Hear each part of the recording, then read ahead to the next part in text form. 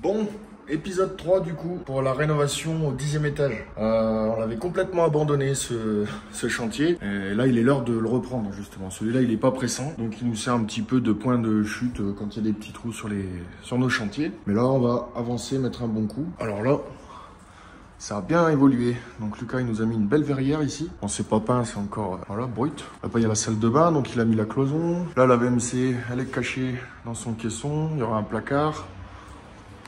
C'est pas mal. J'ai hâte de voir fini. Et waouh! Give it to me like.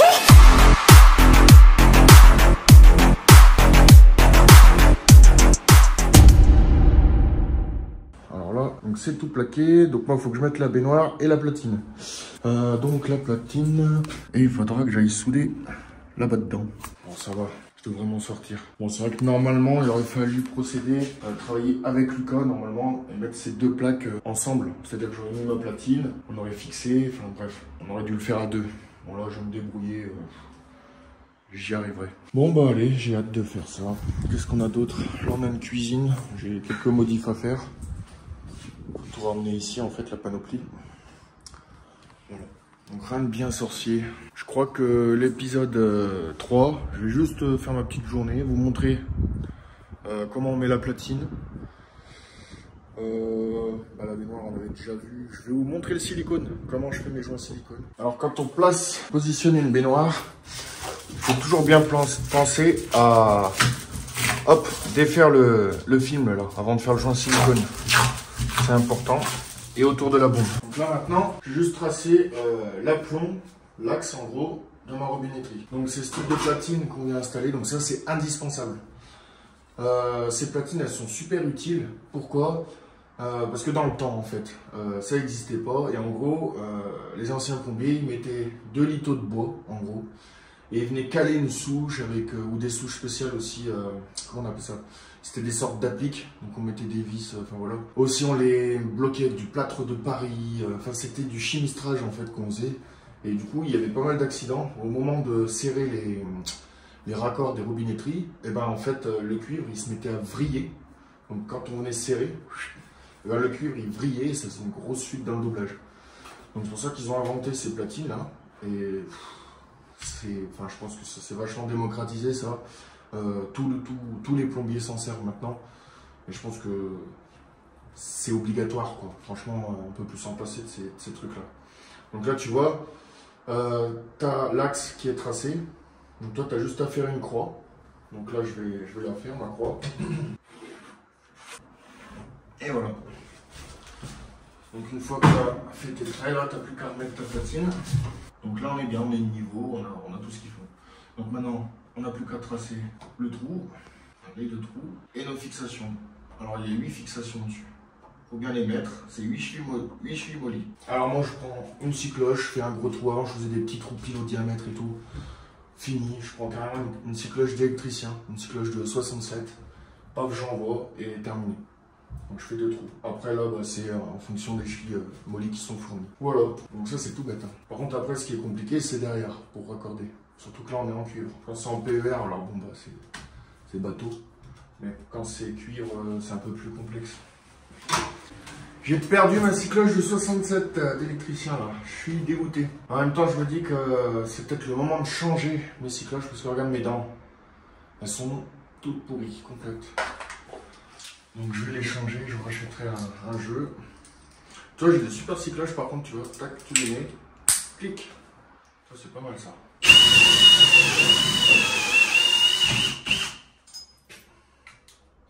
Voilà. Et un deuxième trou.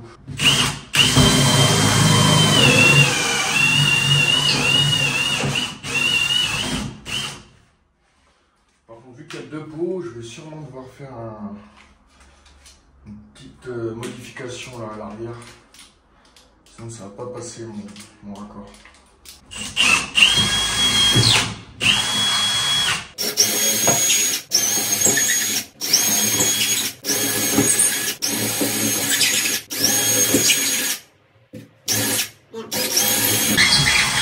Là il y a eu un petit manque de communication. J'aurais pu dire à Lucas à cet endroit sur la première peau de me faire une sorte de carré là à cet endroit. Ça aurait été pas mal. Alors, du coup, c'est pas grave. Je vais faire une modif. Derrière, je vais couper la première peau. Là, c'est le moment de sortir la multitool. Hein. Par contre, il faut pas que je la perde derrière. Si je fais tomber la multitool derrière, là, on est propre. Dommage. Là, voilà. Comme quoi, il faut bien communiquer avec le plaquiste. Hein, parce qu'après, tu te retrouves... Pourtant, on a l'habitude de travailler ensemble. Mais c'est ma faute, j'ai pas dit. Allez, on va je vais couper la caméra pour ça. Hop. Et voilà, tout bêtement. Donc ça m'a pris 5 minutes finalement. Petite erreur. Petite erreur. Allez, c'est parti. Hop. On va se servir de la pince moulie. Et c'est ça qui va venir derrière la platine. Donc en fait, tu mets ta platine avec les chevilles moulies. Ensuite, tu as ce petit raccord que tu viens braser à tes cuivres, eau chaude, eau froide. Donc l'eau chaude toujours à gauche. Pourquoi l'eau chaude à gauche? Donc, comment dire? Gauche, quand on dit gauche, on entend ch. Donc le ch de chaude, tout simplement. Donc à gauche, on met l'eau chaude. Go chaude, ok? Et à droite, qu'est-ce qu'on entend?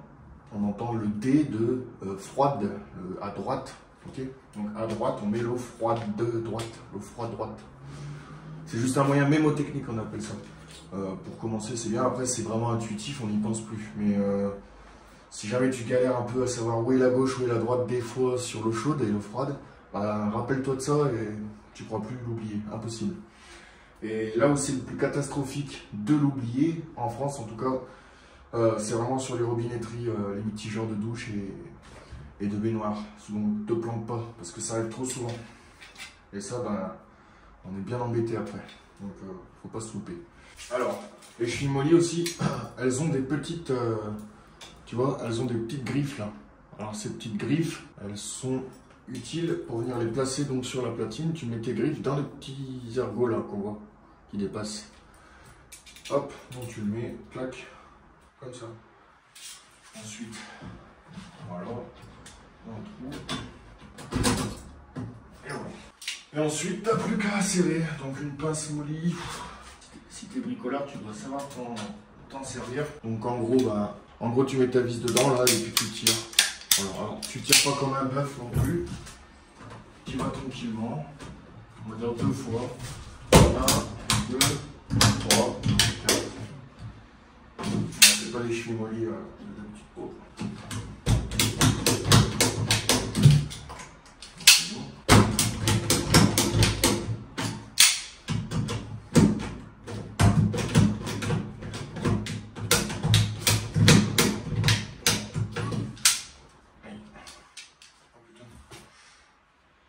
Alors là, c'est la première fois que ça m'arrive, tu vois. Ça, c'est pas mal. Alors, j'ai un molly qui vient de se bloquer dans ma main, tu vois. Des accidents cons, il y en a vraiment, tu vois. Là, je peux rien faire. Hein. Bon, bah, il n'y a qu'à tirer. Et voilà, c'est mordu. T'as vu? En fait, il faut travailler avec des gants. Hein. On donne de nous, on donne de nous-mêmes, on donne de notre corps. Hein. Et tiens, si tu vois ce qui se passe derrière, quand tu mets une cheville molly, bah, je vais te montrer. Je vais te montrer autrement. Attends. Alors, regarde. Attention de ne pas faire tourner le portable. Mais regarde ce qui se passe quand tu mets une molly, du coup. Donc, on va filmer celle-là. Tac. Je la prends. Regarde bien. Tac. Paf. Donc là, il n'y a pas besoin de tirer plus. C'est pas mal. Bah, tiens, on va compter le nombre de fois qu'il faut. Alors, 1, 2, 3, 4. Pas besoin de serrer plus. Et tu vois, ça peut pas bouger. Et voilà. Alors après, il n'y a plus qu'à enlever les vis. Parce qu'elles vont nous gêner. Hop. Voilà. Et ensuite, donc ça va venir se glisser derrière comme ça. Hop. Tout simplement. Alors là, j'ai du mal à... Comment je pourrais te faire filmer? Comment je pourrais filmer? C'est pas possible. Bon bah je vais préparer ma pièce, je vais faire mon truc, je vais tout mettre et je te filmerai ce que j'ai fait du coup, la pièce, comment elle est faite. Voilà, donc en gros, comme on met une platine de douche, bah, de cette façon-là. Après, si tu es en cuivre, bah, tout simplement tu dois raccorder ton cuivre. Hein. Donc là, tu regardes les petits épisodes, si t'es pas plombier, de tout savoir sur le cuivre, sur la playlist. Ou bah, sinon, tu peux faire en PER, en multicouche, et puis tu utilises une sertisseuse. Bon. Voilà. Ou sinon, tu appelles un pro aussi, c'est pas mal. Donc, ce que j'ai prévu de faire, voilà, c'est ça. En gros, mes cuivres que j'avais façonnés d'origine, je les ai pliés en avant un petit peu, vu que c'était recuit, toujours recuire ces cuivres, tu vois. Hop, j'ai pu les orienter un peu, les incliner, pour les emboîter directement dans mon raccord. Pareil pour l'autre. Donc je vais faire quelque chose d'assez bateau, quoi, assez simple. Donc voilà, ma pièce, donc j'ai pris mes 2 raccords que je vais braser sur ma pièce. Puis je viendrai les couper, du coup, à la demande, quoi. Je vais carrément le présenter, tac, je vais couper, enfin, facile. Et là, juste pour dire, tu vois, les fabricants, ils pourraient nous faire des trucs au choix. Tu vois, mettre des platines comme ça coudées, ok, mais des platines aussi avec des raccords, tu vois, tout droit. Comment dire, qu'on ait une platine 15-21 comme ça, avec les vis, c'est bien, mais que la souche, pour la souder, elle soit tout droit, quoi. Pas là. Et ça, il n'y en a pas. Ou alors, je le sais pas, mais j'ai jamais vu. Mais ce serait bien qu'on ait la possibilité de les remplacer, ces trucs. Si jamais ça existe, vous me le dites, hein. Bon, hop, voilà. Donc du coup, c'est pas très joli. Quoique c'est pas très joli finalement, hein. Dans un doublage, voilà. Après, si je voulais devenir meilleur ouvrier de France, j'aurais peut-être dû faire autrement quand même. Mais bon, ça ira très bien. Hop. Et là, du coup, maintenant, j'ai plus qu'à visser mes petites vis sur la platine. Donc je vais te montrer ça. Une fois que tu as raccordé, donc j'ai brasé en fait mes 2 souches sur mon cuivre. J'ai coupé le petit cuivre qu'il me fallait. Et en gros, j'ai fait ma brasure derrière. Toi, après, si tu es en PER, tu fais ton raccordement. Et une fois que le raccordement est fait, tu as juste des petites vis là, à disposition, qui vont te permettre d'accrocher ta platine. Enfin, de maintenir les raccords sur la platine.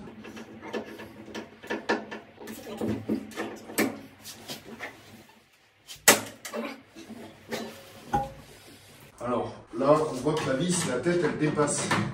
Alors ça gêne beaucoup les carreleurs, mine de rien, c'est un peu chiant. Donc les carreleurs, ils font leur trou de 6 cloches et ils sont obligés de venir meuler un petit peu. Enfin normalement, ça peut se cacher dans la colle aussi, tout dépend le peigne qu'ils utilisent, mais perso, moi je préfère meuler un peu le carreau quand je fais ça.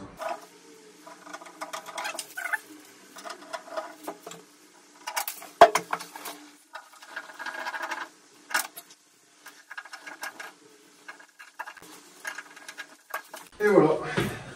Alors, du coup, quelle est l'utilité d'avoir fait tout ça? Eh ben c'est ça, tout simplement. Donc là pour Lucas, pour le plaquiste, je vais lui mettre une petite vanne. Comme ça il pourra remplir ses seaux d'eau et nettoyer ses pinceaux tranquilles. Donc, hop. Et tu vois là, je peux tourner mes pièces, mes bouchons, mes raccords, ce que je veux, sans venir tordre mes tuyaux derrière le doublage. Donc ça avant, ça se faisait pas comme ça. Et il y avait beaucoup de problèmes du coup. Et ça suffit. Et pour l'eau chaude, alors là c'est un petit raccord en acier que je mets. Normalement le carreleur il aura pas besoin de l'enlever comme ça. Ça doit pouvoir passer. Alors normalement on met pas d'acier sur les réseaux cuivre comme je fais là. Mais l'eau chaude je vais juste la rouvrir là, pour faire le test. Et après je coupe, terminé. Le chantier il aura que de l'eau froide à disposition. Tu vois tu peux vraiment bloquer comme un dingue. Ça bouge pas. C'est super solide. Voilà. Voilà comment on monte une platine de douche. Tout bête. Ensuite, il me restera juste à remettre ma baignoire correctement, vérifier les niveaux si ça n'a pas bougé. Normalement, ça n'aura pas bougé. Et je ferai le joint silicone. Alors finalement, je ne vais pas faire de short pour les joints silicone. Je vais les montrer ici dans cette vidéo et en fait je vais m'amuser à un truc parce que là on a de la distance et en fait ce que j'ai envie de faire c'est tirer une belle ligne de silicone hop, et de vous montrer 2-3 techniques parce que c'est vrai qu'il y en a plein qui font différemment. Alors il y en a ils font avec du scotch, il y en a ils font avec le doigt, juste le doigt, la bave, le doigt. Personnellement j'ai appris comme ça à la base hein. Donc là, pour faire ça au doigt, il faut un certain contrôle au niveau de la pompe. Il ne faut pas trop charger parce que sinon, c'est une galère. Tu t'en mets partout. Mais je vais expliquer pourquoi. Après, il y a le produit vitre. Moi, j'ai changé de technique. Je ne le fais plus à la bave ni au produit... Enfin, si. Je le fais au produit vaisselle, mais je ne le fais plus au doigt. Ça, c'est fini. Je vais y aller, je vais le faire. Alors là, c'est un joint vraiment, on s'en fout. Du coup, il est derrière le carrelage. Donc, tu mets ton silicone. Alors là, tu peux y aller grossier, hein, si je veux, je peux même faire des grosses boulettes. On s'en fout. Hop.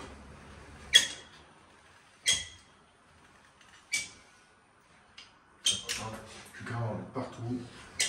Alors il faut que ta surface elle soit parfaitement sèche. Par contre, hein.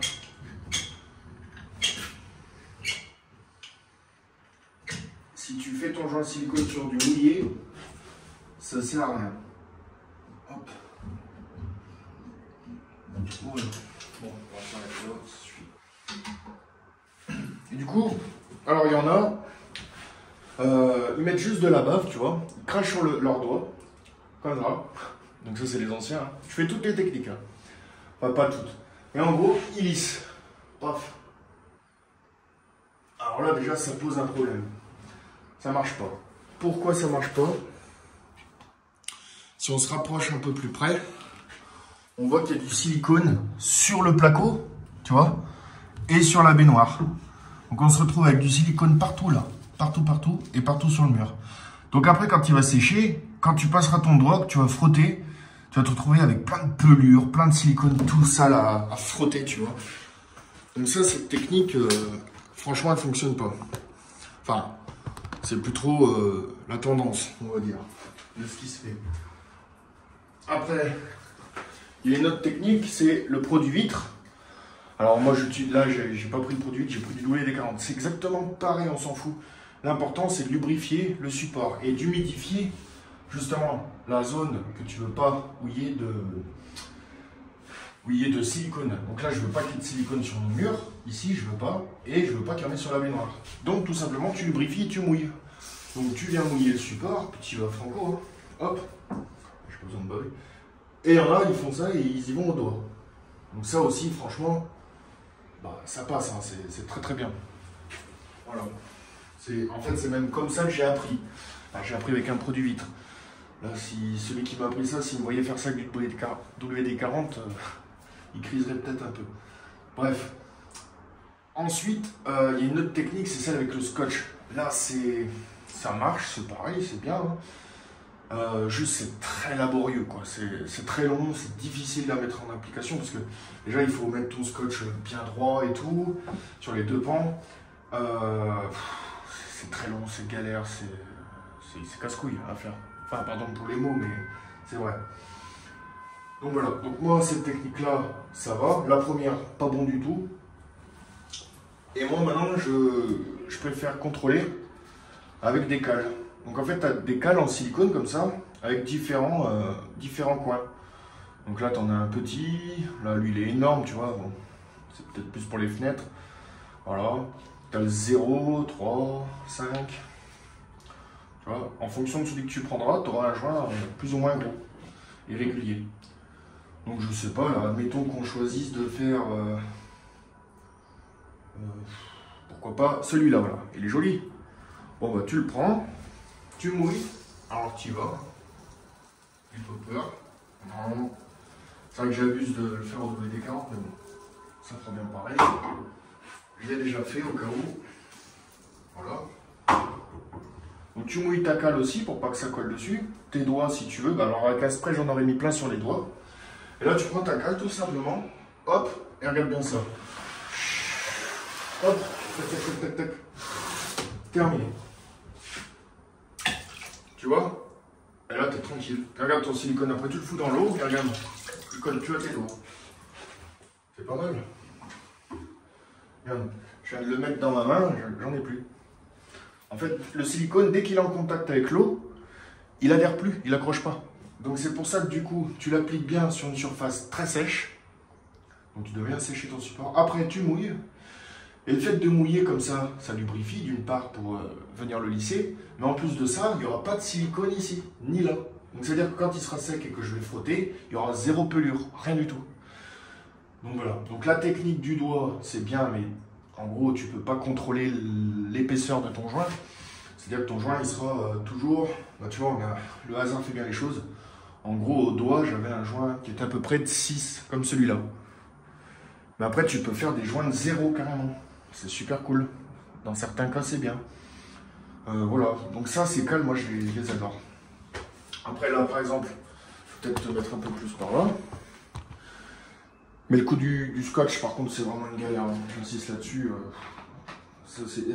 Et le pire du pire, c'est la pomme de terre. Alors ça, il y en a plein qui racontent que les anciens le faisaient avec la patate.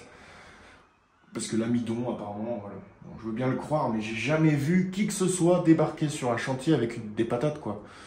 Sans déconner, pour faire des joints de silicone, j'ai jamais vu, moi. Jamais. Et vous? Les pommes de terre pour faire des joints de silicone, je connais pas. Hein. Enfin, les anciens, ils racontent que c'est vrai. Bon, là, on va le faire au doigt, du coup, parce que c'est vrai qu'on s'en fout un peu que ce soit nickel. Donc, tu mouilles. Hop. Tu mouilles ton doigt pour pas que ça colle. C'est toujours pareil. Et après, tu lisses. Pof. Hop. Alors oui, j'ai dit je préfère à la cale. Regarde tout ce que j'ai mis, j'en ai mis beaucoup trop. Bon, c'est pas grave. On va pas les aimer sur les produits, comme je dis. Voilà. Et voilà. Bon, je un peu. On s'en fout. Bon. Et quand quand ce sera carré, ah, tu vois, au doigt quand même, tu as des petits dépôts comme ça. Alors qu'avec la colle, ça ne le fait pas. Là, j'en ai sur mon support, là. Alors, franchement, l'idéal, hein, si tu veux vraiment être propre, t'achètes ça dans tous les magasins de bricolage, ça coûte que dalle. Même si tu les payes 10 €, admettons. Franchement, ça te fait quelque chose de propre. On va prendre elle. Voilà. Tu tires. Hop. Là, t'as tout. Il n'y a plus rien sur ton support, quoi. C'est nickel. Et tes joints en silicone, tu les fais en 10 minutes, quoi. Voilà. Bon, bah moi, la vidéo, elle va s'arrêter sur ça, en fait, tout simplement. Et je sais pas du tout quand est-ce que je vais revenir, là. Parce que il reste un peu de boulot pour Lucas. Bon, lui aussi, je pense qu'il a fini au niveau de ses prépas. Ouais, non, il a encore du boulot. Mais surtout, après, c'est le carreleur. Donc, je crois que je vais revenir dans un bon moment. C'est dommage, j'avais très envie de la finir celle-là. Mais bon. Allez, salut! Attends, avant de couper quand même, je vais te montrer un peu le joint silicone.